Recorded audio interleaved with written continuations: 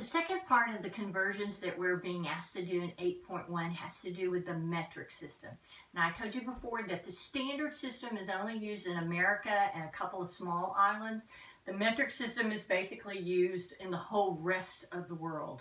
So since we have world citizens that live in America, and since we want to trade with people all over the world, we've been asked to make sure we know both systems.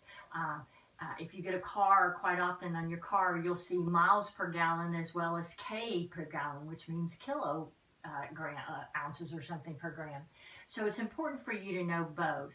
And the metric system was created in about the 17 or 1800s as a way to be more scientific about measuring things, and because frankly it's easier.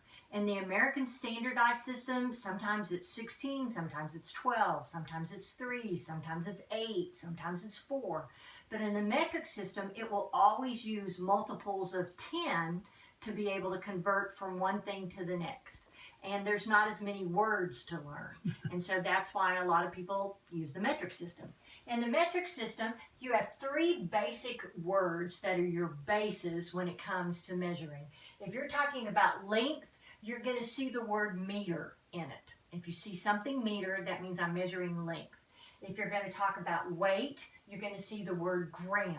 Okay, so if you're measuring babies, you're measuring them in grams. If you talk about liquids, you're going to be talking about liters. We don't buy gallon bottles of Dr. Pepper anymore. We buy liter bottles of Dr. Pepper. So see, it's already kind of snuck into our system whether we know it or not. But these are your 3 basic words, okay?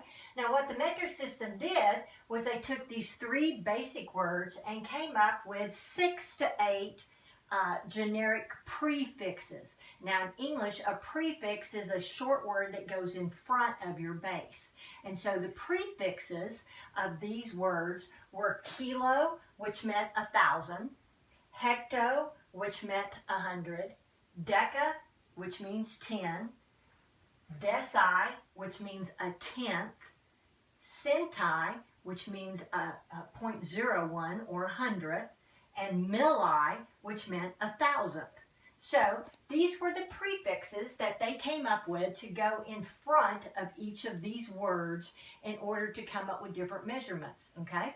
So if I know how long a meter is, okay, it's about this long. Well, if I want to measure how far is it from here to New York City, measuring in these would not be very accurate. So I put the word kilo in front of it to mean 1,000 of those, and that would be how I would measure my long distances. If I'm measuring a small piece of paper, well, a meter's kind of too big, so I cut it up into 1,000 pieces and maybe used a millimeter. If you look on your rulers, you'll see millimeters and centimeters on your little ruler instead of inches, okay? So these are the basic ways. You'll notice that they have decimals. In the metric system, we use decimals. We don't use fractions or mixed things. We get to use them in decimals, and so that makes it a little easier to manipulate, okay? The abbreviation for kilo is a K, for hecto is an H, deca is a DK, and deci is just a D. You have 2 of them with D, so one of them you had to make DK and the other one you had to make D. I think it's kind of easier because if it's just one, you know it's the little one. If it's 2 letters, it's got to be the bigger one. Centi was a C, and milli is an M. You'll quite often hear these in slang. If I'm talking about a C note, I mean a 100 note. Okay, so you see that in there. It's the same rule. If you're going from something that's a big unit of measurement to a little unit of measurement, you're going to multiply. If you're going from little to big, you're going to divide. It's the same idea, but this time I'm always either multiplying by powers of 10 or I'm dividing by powers of 10, correct? That's what the metric system is based on. Well, the nice thing about that then is since it's the powers of 10, you can just move the decimal point.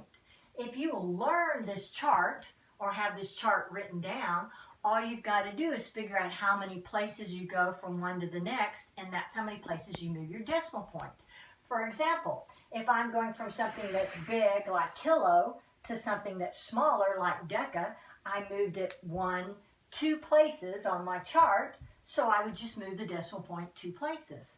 If I'm going from something little, like centimeters, to something bigger, like just meters, then I would be moving it backwards 3 times, so I would move my decimal point 3 times. So the nice thing about the metric system is you're really just moving the decimal point whichever direction you're going. Okay, so let's do some examples. Let's say I have 5 kilometers and I want to go to just M. If you just see an M, notice it doesn't have a prefix. So that means this is a meter and this is a kilometer. If you look over on your chart, well, here's your kilometer.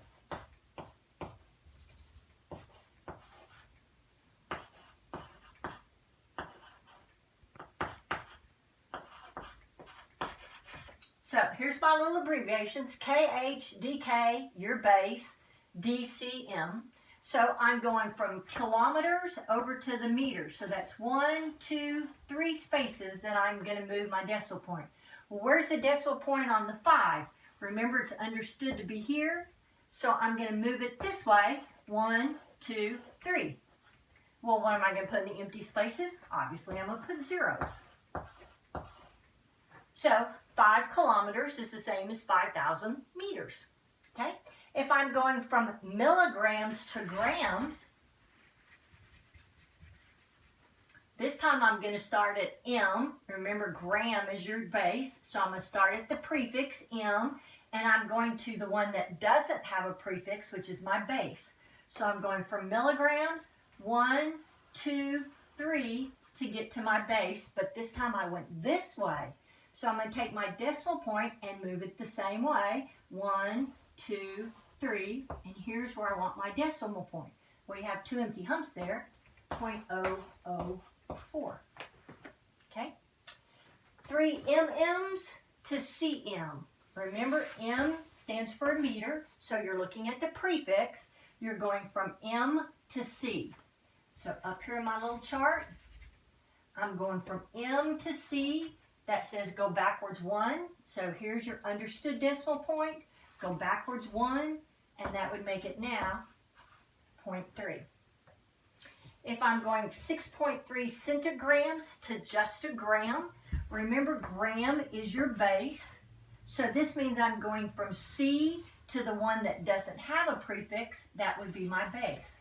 So if I'm going from C to my base, I moved it that way 2 times. So take your decimal point and move it this way 2 times. I only have 1 empty hump, so that would be 0.063. Okay. If I'm going from 0.4 kiloliters to just liters, kiloliters would be right here at my K, and I'm going to the base because it doesn't have a prefix, 1, 2, 3 times going in that direction. So I'm going to take my decimal point, 1, 2, 3, so that would make it 400. If you've got 0.06 dg, and I'm going to G, this is my gram, so I'm going to start here at the D.